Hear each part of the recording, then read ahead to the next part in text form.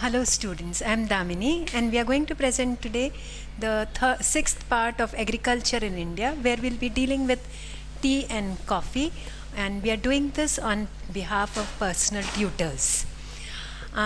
We have already dealt with the fiber crops, jute and cotton, and now today we are dealing with the plantation crops, tea and coffee. We are saying plantation crops, crops which grow up as trees. So plantation crops, tea and coffee.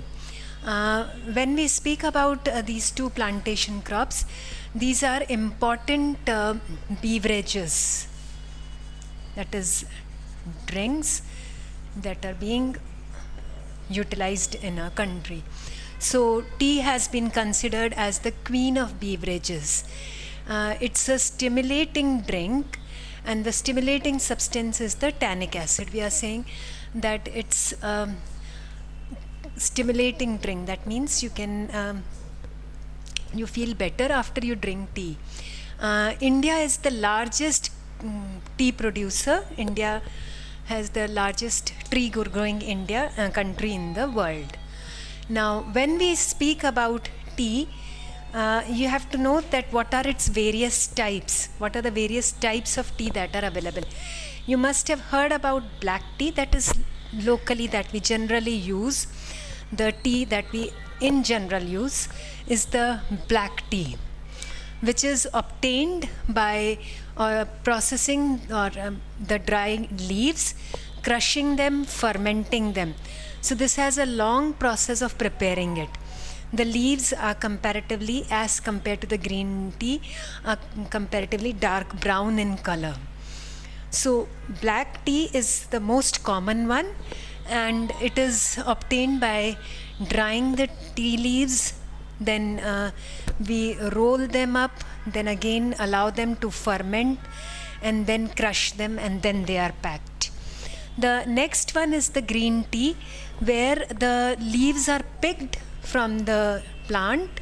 They are taken from the plant and they are roasted in oven. They are not dried in the sun. Neither are they fermented. When we say rolling of the tea, we say that the juice of the tea leaf comes out and it is being fermented. It is left to ferment. So that process is not done in green tea. What I am saying here is that preparation of tea requires various processes like withering, rolling, fermentation, drying, sorting and blending. So especially for this is especially applicable to the black tea.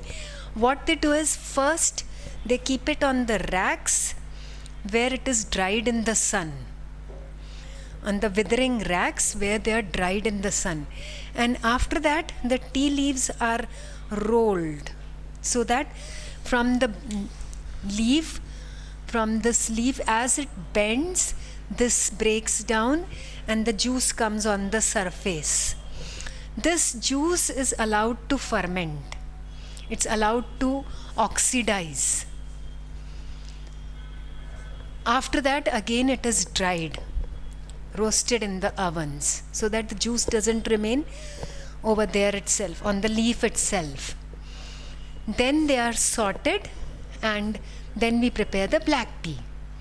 But in case of green tea, from the plant we are picking up the leaf and we are no longer going to roll it. That means that this central stem is not rolled. That means the juice part of it will not come on the surface. It is not fermented. It is not oxidized. By rolling, this breaks and this juice comes on the side. So this process is not done in case of green tea. And that is how it is a highly flavored, stronger stimulant, because it is not being fermented. In between these two is the oolong tea. It's a greenish brown color and it is semi-fermented, not completely fermented like black tea, but semi-fermented. There are also other varieties that you will hear about, like brick tea, which is generally taken in China. It's in the form of a brick which is eaten raw. So The other one is the brick tea. Look at the climatic conditions. When we look at the climatic conditions of tea, it's a crop which it's a plant which grows in hot and humid climate. The humidity is also essential for this particular crop and grows in temperatures between 13 degrees to 35 degrees. Temperature below this is harmful, above 35 degrees is harmful for the plant. We are familiar that this is mainly grown in parts where the temperatures are high. So the climate is such that it's hot and humid, and the rainfall is heavy. There is heavy rainfall, around 150 to 250 centimeters of rainfall. So regions where it is grown has heavy rainfall. If you look at, it is grown in the region of Assam, Surma Valley and Brahmaputra Valley over here. It's grown in Assam, in this particular region, Surma Valley. Even in other states also it is grown to a certain extent. Here the rainfall is heavy. This region gets heavy rainfall. Assam is responsible for nearly 40% of the tea production of a country. But then the rainfall is heavier over here. The temperatures are about 20 degrees centigrade. And that is how it is grown over there. Or it is grown in southern hills, where the temperatures are high and the rainfall is also high in the southern part of the country. So it requires heavy rainfall between 150 to 250 centimeters, well distributed throughout the year. The rainfall should be well distributed throughout the year, and grown between requires heavy rainfall. Soil this is a crop which, if you have the freshly cut forest and if it is grown there, it grows very well. It needs nutrients in the soil. Grown in deep, fertile, sandy loams. Now we are saying loamy soil is a soil which does not allow the water to stagnate there. The water does not stand near the roots. The water is no longer standing here because it harms the plant, and that is why it is grown on the hill slopes. The plant is grown on the hill slopes so that the water doesn't stand near the root, it flows away. And also there is cool breeze which flows, which adds flavor or which allows it to grow in a better way. The plant needs that cool breeze for which makes it to grow in a better way. So the soil is deep, fertile, sandy loam. It is rich in organic matter, humus. It should be having a lot of nutrients into it. Like phosphorus and potash, they add flavor. If there is phosphorus and potash rich soil, then they add flavor to the tea leaves. And nitrogenous fertilizers, they help in improving the yield of the plant. The growth of the plant is better. We get better quality of better amount of tea leaf. So it's generally grown on the hill slopes because the hill slopes, the water flows away, and the cool breeze that blows over there helps in the growth of the plant. The soil is a well drained soil. That means the water should not stagnate near the roots of the plant. So well drained soil. This is a plant which gives yield after 3 to 4 years.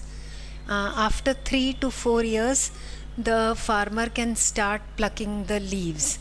So harvesting can be done 3 to 4 years. That means it's a plantation crop done on large estate, and the entire estate, the farmer has to wait for 3 to 4 years for growing this particular plant. And then the other thing is that they are shade loving plants. They need just cool breeze to blow, but then the plant should be under the shade so that the leaves have enough of moisture in them, enough of humidity there for the plant to grow.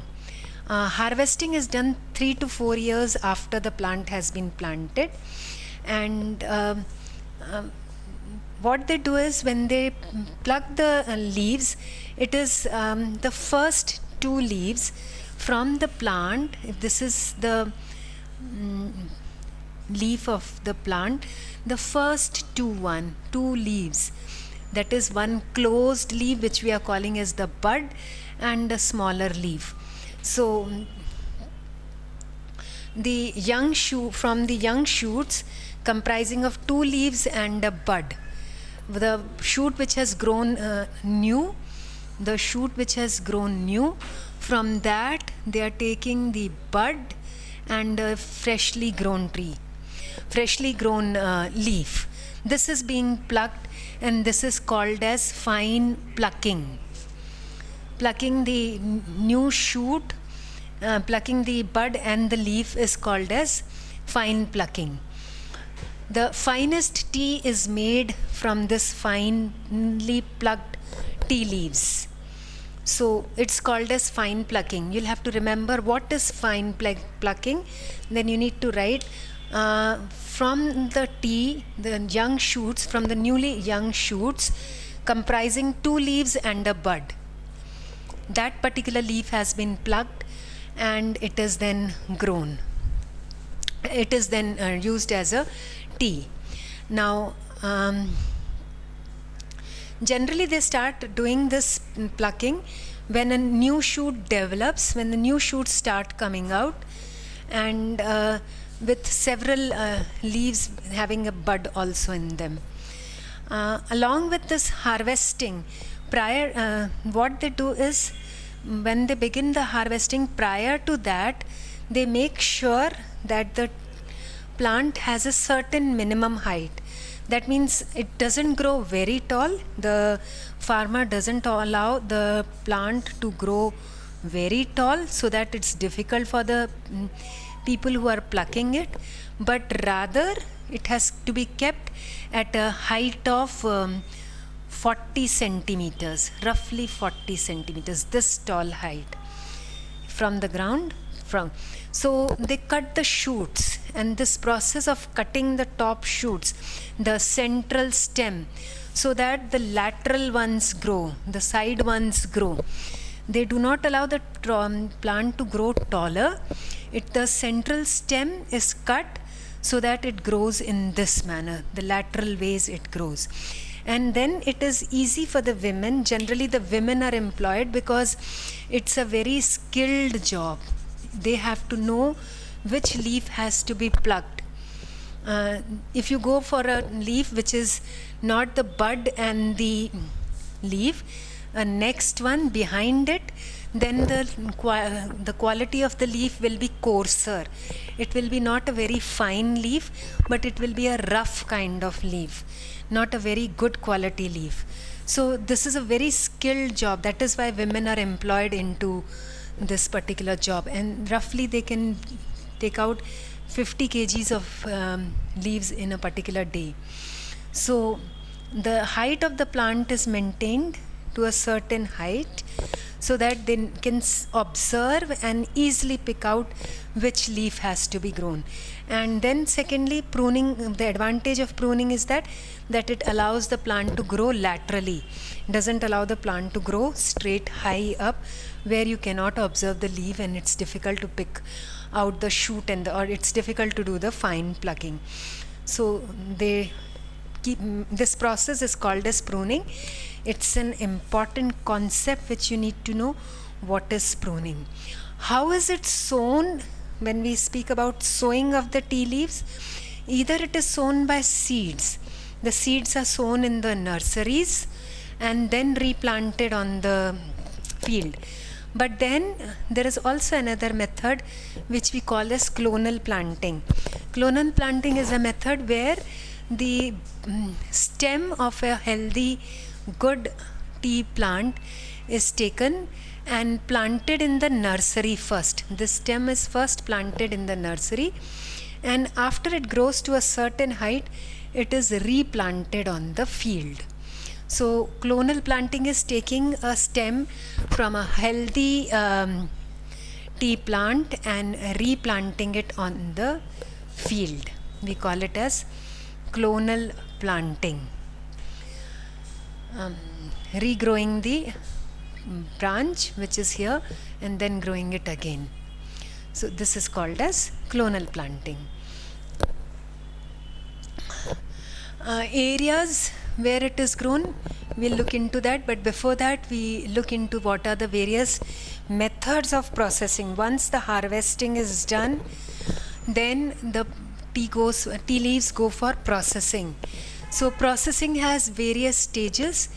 Withering of the tea leaves, that means they are cut, they are put on the withering rack and allowed to dry for 2-3 days. Once the leaf dries up, it is rolled. The tea leaf is rolled so that the juice comes on the surface of the leaf. And once it is on the surface of the leaf, it is left to be oxidized. It's left for fermentation. The juice is allowed to oxidize. Then again it is dried in the oven, that is drying, and then they sort out the larger leaves and the finer ones and they grate it. I mean, the better larger leaves are separated from the finer ones so that the sale is easier.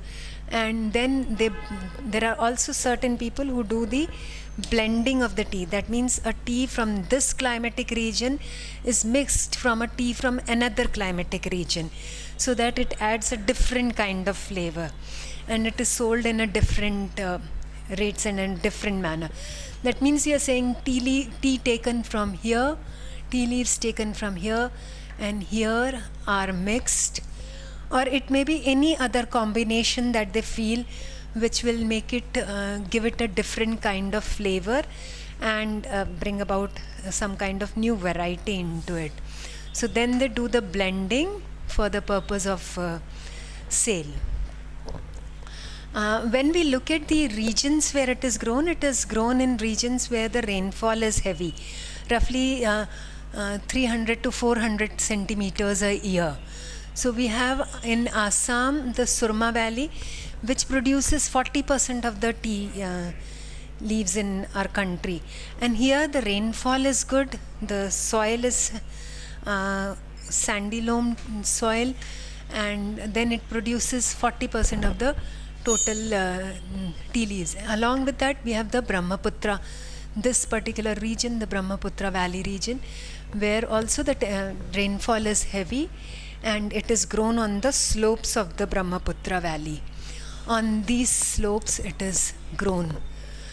Another state after Assam is West Bengal, where there are 3 districts which are very popular for the tea cultivation, that is Darjeeling, Jalpaiguri and Cooch Behar state. This region again, West Bengal, gets heavy rainfall from the Bay of Bengal branch of southwest monsoon.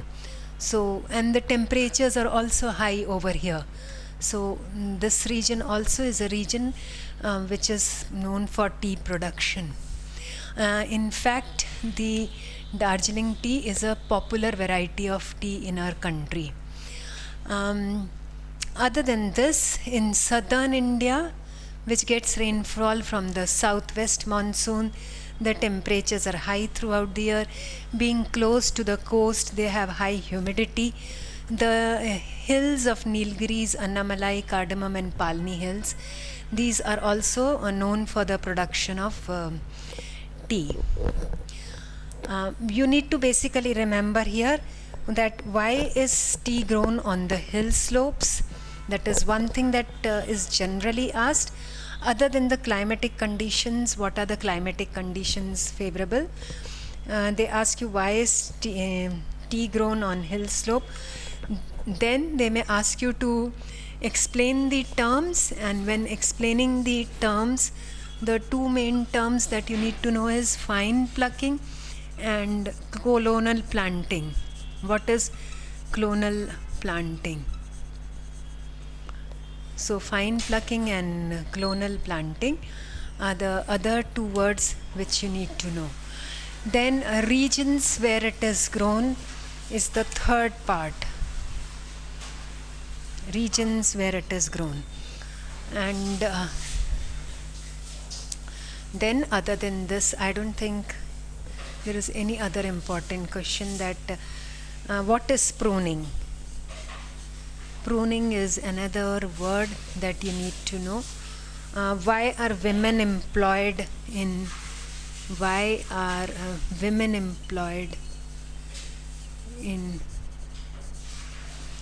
tea estates?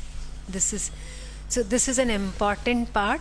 This part of what we are dealing with, the agriculture, is an important one, and you need to know some of these questions which are repeated frequently. Then we move over to the next one, that is coffee.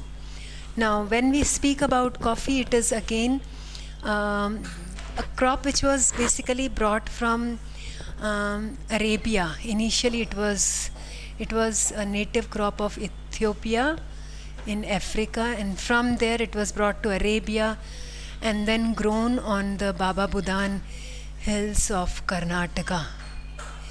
Initially grown on the Baba Budan hills of Karnataka.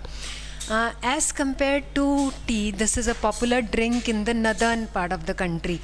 Coffee is a popular drink in the southern part of the country. This particular variety of stimulating drink, this is the second important stimulating drink, or this is the second important beverage crop of our country, and a plantation crop. This crop also has to undergo the process of pruning. That means that as the plant grows, its central stem is cut so that the plant doesn't grow very tall but remains to a certain height. As compared to tea, this is also a shade loving plant, and as compared to tea, this is also grown on hill slopes. So you'll have to remember some of these things. It's grown on hill slopes because it needs well-drained soil. The stagnant water is harmful for the roots, and this also grows in soil which is fertile, volcanic soil with high humus content. So as compared to tea, we said pruning is also prevalent here. It's also a shade-loving plant. It has got berries inside it. The plant has bunches of berries. These berries are pulpy. They have pulp inside them, and these needs to be under the shade of a tree, and so that it doesn't dry up easily while they are growing. So they have to be under the shade, and that is how it's a shade-loving plant, which is generally under the shade so that the berries get protection from the scorching heat. So coffee is also a tropical crop. It's grown mainly in Karnataka, in the southern part of the country. Now this crop again requires heavy rainfall. This region gets heavy rainfall from the southwest monsoon winds. We have the Nilgiri hills here, and then Annamalai hills here. So this region gets heavy rainfall, and that is how it's grown in southern part of the country. We look at coffee. It's a tropical crop, and it is obtained from the seeds of berries. The berries are there on the plant. Berries mean small, the way you have the bear, those some kind of pulpy thing. So obtained from the seeds of the plant and first planted in Karnataka. It's a popular drink in the southern India. There are three varieties of coffee. Arabica is a superior quality, but then it cannot be grown everywhere. Robusta, the yield per hectare is high. This is the second variety. And Liberica, which is used for making the instant coffee. So there are three types of coffee. Look at the climatic conditions. When we look at the climatic conditions, it requires again hot climate throughout the year, around 15 degrees to 28 degrees centigrade all year. needs shady plants. They generally grow fruits like silver oak, jackfruit, and banana on the field a year before the coffee plant is planted. Before 1 year, the coffee plant is planted. They grow these fruits, and the advantage is the plant gets the shade, and the farmer gets the income from the sale of jackfruit or silver oak or banana, whatever is the new type of variety of plant that has been grown. Jackfruit and banana, I'm sorry, this is not really sold. So seedlings get production, and farmer also has the advantage of additional income. Rainfall is around 125 to 200 centimeters of rainfall, well distributed throughout the year. Soil should be deep, porous soil. The water, stagnant water, should not be there, and the soil should have high humus content. That means it should be a good fertile soil with high humus content. Volcanic soil is preferred. This plant, generally after it has been sown, for next 5 years the farmer doesn't get any income from that, but once the berries start developing, the income starts. For the farmer can obtain benefit from it for next 30 to 50 years. Generally the plucking is done after the monsoon season in the month of October and November, and this plucking continues for several times. After an October and November, once they do the plucking, it continues for several times the plucking is done. Karnataka is the leading producer state as far as coffee is concerned, because it has an high annual rainfall and rich loamy laterite soil is there. It's generally grown on the northern or the eastern slopes, because these slopes are shady. They don't have really much of sunlight, so it doesn't need it needs high temperature, but at the same time protection from the scorching heat, so that the berries don't dry up. When you look at coffee, you can, what probably they can ask you is, what are its 3 types and the climatic conditions? Why are these fruits grown along with the coffee plant? Why is it grown on the hill slopes? Because the stagnant water is harmful. Why is Karnataka a leading producer state? This can be an important question there. Why is Karnataka the leading producer state of coffee? And then why are these crops grown? Why are these fruits grown along with the coffee plant? Why is it grown on the hill slopes? That's all about coffee and tea that you need to understand. ऐसा close कर दीजिए. इसमें एक ही खुला हुआ है.